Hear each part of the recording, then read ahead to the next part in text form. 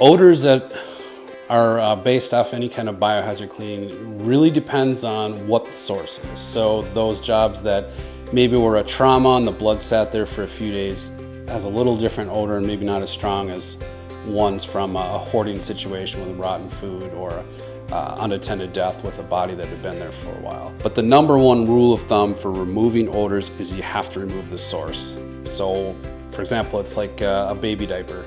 You got a baby diaper in a room, there's a smell, but when you remove the baby diaper, the smell usually goes away. This transfers to anything kind of jobs that we do. Remove the source is the number one thing.